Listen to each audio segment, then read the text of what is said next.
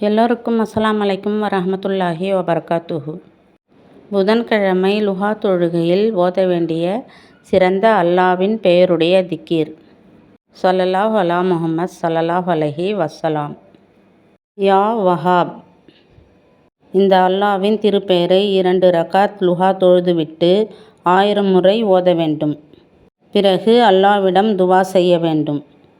புதன்கிழமை லுஹாவில் இந்த திக்ரை ஓதி நாம் அல்லாவிடம் துவா செய்தால் நம் உணவில் அதிக பர்க்கத் ஏற்படும், நம் வாழ்வாதாரம் உயரும். எப்பொழுதும் நம் உணவில் பர்க்கத் ஏற்படும். யா வஹாப் என்றால் பெரும் கொடையாளனே என்று அர்த்தம்.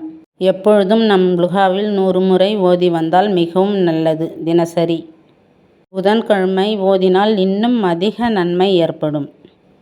யா வஹாப், யா ரஸாக், யா ஃபத்தா என்று லுஹா தொழுதுவிட்டு தினசரி 100 முறையும் ஓதி வரலாம். தினசரி நாம் லுஹா தொழுது அல்லாவிடம் துவா செய்யலாம். அல்லாஹ் நம் அனைத்து துவாவையும் ஏற்றுக்கொள்வானாக. யா ரப்பில் ஆலமீன். ஆமீன் ஆமீன்.